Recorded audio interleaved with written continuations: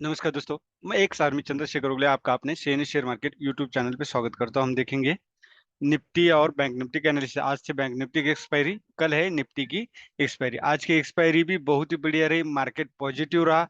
सबसे ज्यादा metal, private bank, auto, FMCG, consumption, ये सारे सेक्टर 4% से ज्यादा रहे। मेटल और प्राइवेट बैंक ने 5% ज्यादा मूवमेंट दिए। सरकार किसका बनता है, इस पे बहुत ज्यादा मार्केट फिलहाल डिपेंड करता है। इसलिए थोड़ा सा इन्वेस्टमेंट से दूर रहे। जो एफएमसीजी सेक्टर था इन्वेस्टमेंट के लिए, वो एक जुबिलेंट फूड मैंने ऑलरेडी दे चुका था। उसके बाद भी अगर आप देखोगे तो हिंदुस्तान यूनिलीवर हो, टाटा कंज्यूमशन हो, मैरिको हो, सारे स्टॉक, सारे के सारे स्टॉक बहुत ही बढ़िया परफॉर्म करते हुए नजर आ रहे हैं। डी मार्ट भी नजर आ रहा है।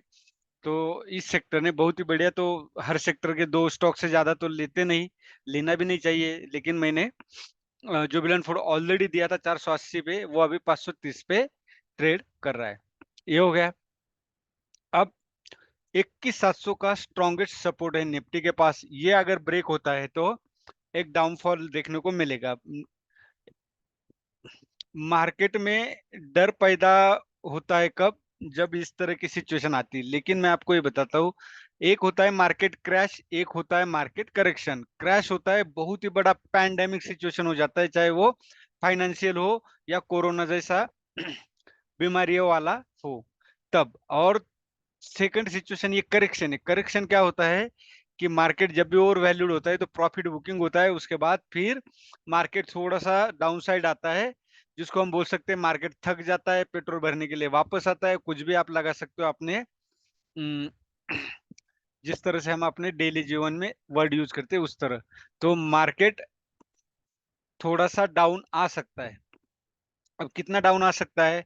तो ये जो ट्रेंड लाइन है, ये कोरोना समय से चलती आई हुई ट्रेंड लाइन है। सॉरी, ये बीच में शुरू हुई है, ये वाली कोरोना वाली है। तो इसका सपोर्ट लेने के लिए, पहले तो सपोर्ट ले ही लिया समझ लो, फिर भी इसका सपोर्ट लेने के लिए दोबारा आ सकती है। या तो इस ट्रेंड लाइन का, जो पहले से कोरोना काल से चलती आ रही, जहां से मार्केट अप हुआ, उसका सपोर्ट लेने के लिए ये आ सकता है।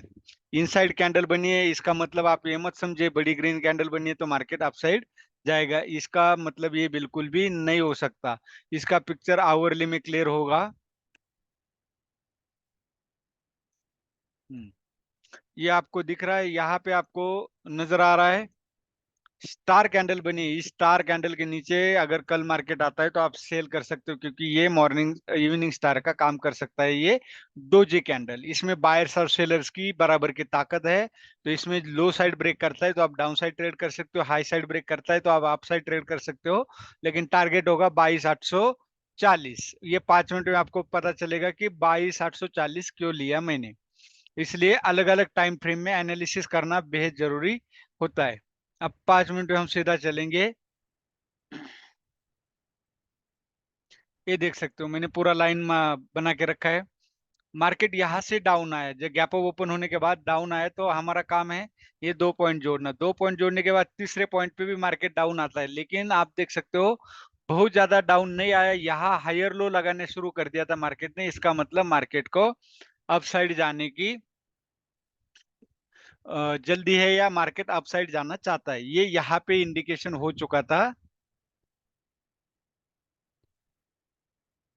यहाँ पे ये क्या है, हायर लोज, मतलब प्रीवियस लो कोई भी ब्रेक नहीं हो रहा था। तो मैं हमेशा बोलता हूँ ब्रेकआउट से पहले एन पैटर्न या ब्रेकआउट के बाद एन पैटर्न बनता है तो आप उसके हाइप के ऊपर बाय कर सकते हो। तो इसलिए मैंने ये लाइन मार्क बना के रखी है, ये लाइन खींच के रखी है। इसके ऊपर आप देख सकते हो किस तरह से कैंडल, जो मारो बाजू कैंडल ने ब्रेकआउट दिया था, तो आप ये छोटे कैंडल या इस कैंडल के ऊपर बाय कर सकते थे। ये जो ग्रीन कैंडल है, इसके ऊपर बाय कर सकते थे। और स्टॉप लॉस आपका या तो ये ग्रीन कैंडल या तो इस रेड कैंडल के नीचे आता और आपको एक बढ़िया मूवमेंट मिलती। सेकंड, आप इस कैंडल के ऊपर बाय कर सकते थे। क्यों? क्योंकि डबल बॉटम यहाँ पे बन जाता।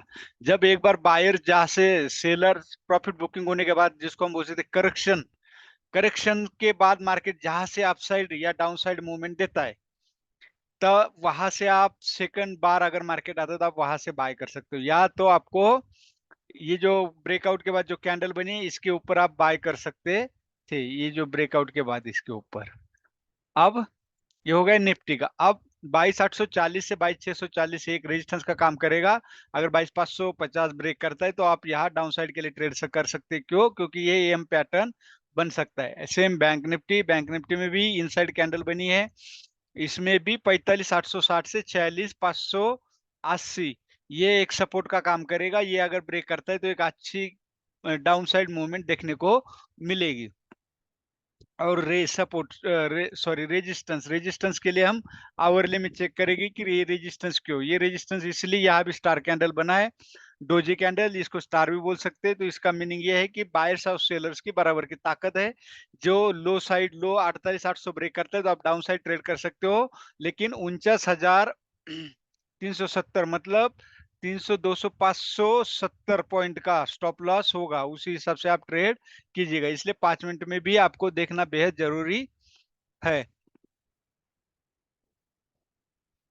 अब हम 5 मिनट में चलेगी कि ट्रेड हमारा कहाँ बन रहा था, क्यों बन रहा था और क्या।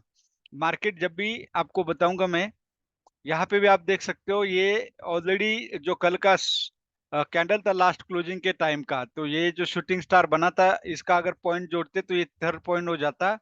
और सेम यहाँ पे भी आप बोल सकते हो प्रीवियस स्विंग लो तो ब्रेक किया था, लेकिन उससे पहले वाला ब्रेक नहीं हुआ था। और यहाँ से मार्केट ने सपोर्ट लिया डबल बॉटम बना के, और यहाँ से मार्केट ने इंडिकेशन दिया अगर मार्केट को डाउन जाना होता तो मार्केट यहाँ से आने के बाद यहाँ और एक बाउंस मारता, यहाँ पे थोड़ा सा एन पैटर्न बना था नीचे जाता, या तो यहाँ आता, यहाँ ब्रेक डाउन करने के बाद एन पैटर्न बना था फिर नीचे आता, इस तरह से मार्केट नीचे जाता।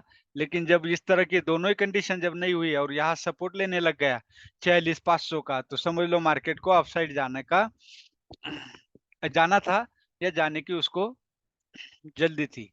फिर उसके बाद अगर आप बाय करना था तो सेम ला पैटर्न आपको यहाँ भी था। प्रीवियस स्विंग हाई के ऊपर आप देख सकते हो एक बढ़िया रेड कैंडल बनी थी, इसके ऊपर बाय करते आपको एक अच्छी मूवमेंट मिलती।